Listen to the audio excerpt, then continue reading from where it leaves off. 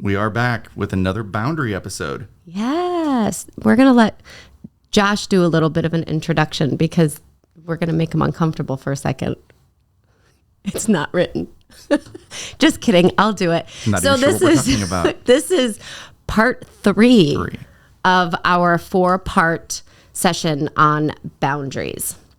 And this time we're going to talk a little bit about personal boundaries, which is something that I've gone in and out in my life with. At times I'm very good with setting them, and at times I'm not. How about you? I've been there. Definitely, if you would have talked to Josh 10 years ago, my boundaries were certainly a lot different than they are now. So, yes. So you had them. Were they lower? I think I had a bit of wanting to try to do everything for everyone. Mm-hmm. And so you might be able to relate to that. Yes. And that is actually what I was going to ask. The question is personal boundaries, and what are they? What are personal boundaries, right? Like, what are they? We talked earlier about, you guys weren't here for this part, but we kind of talked about boundaries, and we visualize, as coaches, we're visualizing 4 corners. And that's kind of what I visualize when I think about personal boundaries. I visualize myself as the house and then a fence around me. And those are my lines. Those are my boundaries, my personal boundaries for myself. But if that gate is left open, anyone can come in and disrupt those boundaries. I like that analogy. But whose responsibility is it to keep that gate closed? It's my responsibility. Mm-hmm. Who builds that fence? How far out is that perimeter? Mm-hmm. That's what I visualize in my head when I visualize personal boundaries. Does that resonate with you? I love it. Yeah? Love it. Oh, good. I'm going to start using that one more then. But really, in the end, personal boundaries, I think it's all about protecting your energy and protecting your well-being and your personal space, the place that makes you feel safe. Mm-hmm. Would you agree? Absolutely. Absolutely. And I know personally for me, it's, setting priorities, prioritizing, that's where my boundaries come from. Mm-hmm. I have to determine where my priorities or where I feel like they need to be. And then my boundaries are built off of that. Yes. It's setting that perimeter. Mm-hmm. And then you build that fence upward, right? And it kind of comes back to the people-pleasing part that you mentioned. When you have a lack of personal boundaries, it's you going out and doing things to make other people happy, filling everyone else's cup. But then who is left suffering? Mm-hmm. It's you. And right? It's not, I don't think it's just people pleasing. It's not just people pleasing, no, but that's a lot. Mm-hmm. I think. Because we like to stay busy. Yes. We like to be involved. Yes. But I think that's probably a whole nother boundary there that too. Are you talking about me, Josh? Well, no, it could be you, but I've been there myself. Yes.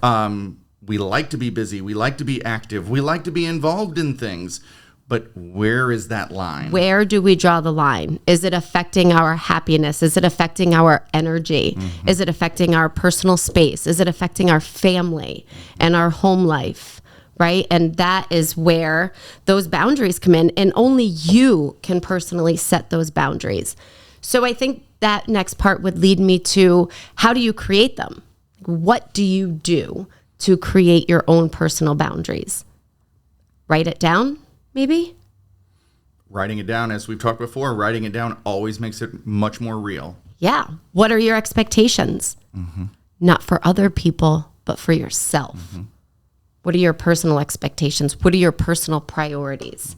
And then you can start building outward. I would love, this is when I wish we had this live, right? And people could kind of ask questions and say the things that they have a problem dealing with. I think a lot of it, me personally, when it comes to everything we do with our transformation program, right? When we sit down and we have those one-on-one conversations with people, the very beginning of the process always seems to have to do with boundaries, whether it's food, whether it's friends or family, whether it's personal, it's always, that's the first thing we're doing is we're creating and we're setting boundaries. And that's when we say, okay, guys, here comes that enlifted process that we love using so much as coaches.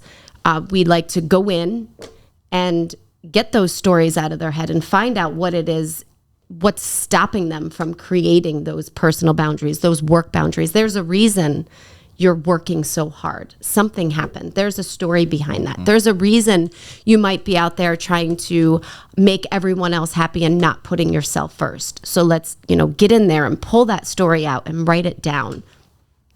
Same thing as how that's the way we're going to create our boundaries. To create our personal boundaries is we have to go in and we have to write it down. Mm-hmm. And we have to think, okay, what's number one?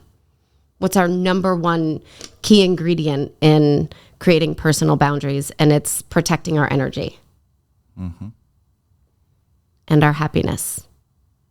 So how do we say no? Why are we afraid to say no? I would say personally, disappointing others has got to be up there. I know it is for me. I've gotten... some folks in the room might say that I'm good at saying no. You are so good at it. And I've told you, I admire you for it till I find out you're out having ice cream. It still hurts. It still hurts to say no sometimes. It does. But let me ask you this question. Now, when you say no, like if I asked you to come do something with, the three of us at Pulse, if we're going to do something for work, and I say, hey, Josh, do you want to come? And you say, no, I can't, because you're creating your boundary. You have something to do that's your personal space and your priority. Does anyone actually get mad at you? No, it's not. It's the story I'm telling myself. And you also have to get over the fact of if you and Tina and Jeff are at Pulse doing something, and I've set up a personal boundary that day. Let's say it's a Friday when Michelle is off, and we're off doing a husband-wife thing, right? And I've set that personal boundary, but then deep down, I love being a part of our Pulse group, right? Yes. And there's a part of me that I FOMO. have FOMO, right? I'm missing out, and so you have to accept the good with the bad. Yes, I've set my boundary, but I also have to get over that, and that's real. Yes. Which one's creating the most inner peace for you? Well, right? I go to bed with one of them, so. Yes. You have to keep her happy first. There's the priority. There's that boundary. That's a good one. And I think that setting boundaries, it gives yourself that personal respect, and it's teaching others where your lines are and teaching them to respect you and to respect your boundaries. It's important to announce it. If someone is crossing a boundary, they don't know if you don't tell them. That's something I have to talk about with my child all the time. Personal boundaries, that you might know them in your head, but if you don't speak them, then other people don't know that they exist. Yeah, that's a good one. So that's part of communicating with people, right? But if you don't put them out there, or if you don't set them for yourself, someone isn't going to set them for you. And consistency. Yes. Staying consistent with your boundaries. That's a good one. We should write that one down. I hope he doesn't mind. I'm going to use Tina's husband, Bill. He won't mind. As an example. Years and years ago. When Phil, yeah. Years and years ago. I still remember this. It's got to be probably a good 10 years ago at this point, when I would just gotten into coaching softball, and their daughter Morgan was on my softball team, right? And I wanted so badly to get Bill involved. And of course they have older kids. This was their youngest, right? Yes. And Bill kept telling me, I'm retired. And good for him. I would go and I would, tell Michelle, I'm like, I've got to get Bill involved. He would be so good. I need more help. Bill would be so good. And every time you'd go, he'd just say, I'm retired. And it took me a long time to figure it out. He set a boundary, and he stuck did. to it. He stayed consistent. Now I am Phil, and I say I'm retired. Good for you. You learned from Phil. It did. Look at that, Phil. You taught Josh. But at the time, I just thought he just didn't like me and didn't want to help, Yes. But he had already done his years of coaching with his older kids, was at a different point in his life. Not that you're old, Bill. And by Bill, he means Phil. Yes. But he had set that boundary. And, that was different time, right? And then it took me a number of years to get to that point, and then I got there. Good for you. That's yes. And we talk about that a lot too, staying consistent with it. I guess we do touch on that because when we are talking about that voice we have in our head, right? Mm-hmm. When, a friend keeps asking you to do something over and over again, and you keep saying no, eventually they're going to stop asking you. And it's the same way when we're talking to ourselves about ourselves. If we keep shutting that down and shutting it down, eventually we're going to stop talking that self-sabotage, that self-negative talk. And it's just sticking to it over and over again and staying consistent. I like that one. I like bringing that up. But I think the biggest thing with setting personal boundaries and the biggest takeaway from this is if you're not setting them, or if you think you need to do some work on them, is you need to just sit down and write down what is most important to you in your life right now, because our life has seasons and it's ever changing. And I know that in a couple of years from now, I probably won't coach as much as I coach now either, because it gets exhausting, right? And you love doing it, you love helping others, but there has to be a slowdown time, right? So it is just sitting down with that pen and paper and just saying, what's important for me? What's important for my health, for my sanity, for my sleep, for my self-respect, and for my own personal energy and well-being? What is going to make me happy? And then you build your fence, and then you close your gate, and you put a little lock on it. Does that work? It does. I was just wondering, one, do you really sleep? Me? I didn't know that was real for you, and I'm still wondering if your fence has a gate. My fence has a gate. Do you know what? Speaking it out loud, which I think is a great thing to do. We talk about this all the time.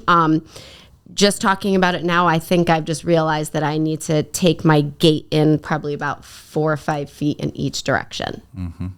It's closed. It's, everything is set, but it might just be set a little too big right now. So it just needs to come back a little bit. Yeah. It's hard. Revisit it, people. Yeah. Because sometimes you might not even realize that your boundaries are off or that your energy is off, but you just know something isn't right. You're not sleeping the same. You're not eating the same, or your stress level is super high, or maybe you're working out and you're eating well, but you're still feeling bloated and uncomfortable. Well, check yourself for a moment. Check those boundaries. Reverse engineer. Mm-hmm. Write it down. Yes, write it all down. Reverse engineer it. Okay, am I taking on so much, or am I doing too much for other people? So now I'm not taking care of myself and my boundaries have been crossed. Mm-hmm. So I think that might be it. We can leave with that. But if you have anything to share about personal boundaries or creating them, post it below, because we would love to hear your opinions and your thoughts. And we will see you next week with Jeff's number 4 of 4, setting work.